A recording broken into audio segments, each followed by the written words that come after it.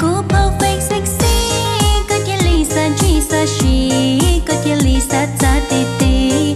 Sẽ có buồn thì có Lucia, sẽ phải do hậu con thiên thiên.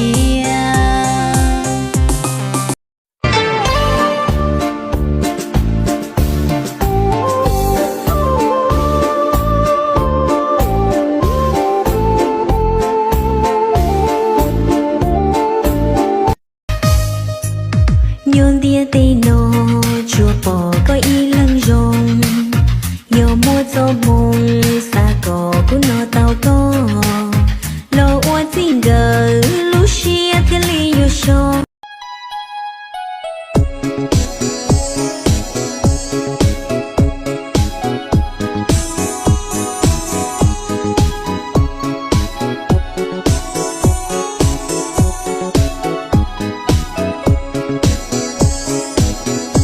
也个天气容皮。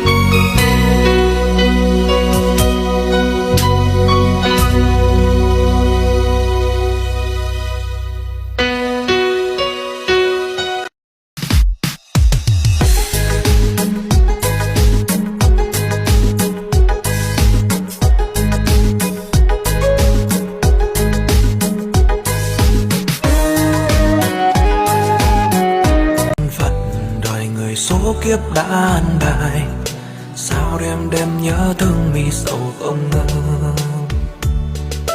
Cánh hồng đã úa, giấc mơ cũng dần tàn, đành quên lãng đi người ta từng yêu. Quên đi lời hẹn ước, vội vã vết thương lòng. Dù biết sẽ khó khăn nhiều, nhưng sẽ cố vượt qua.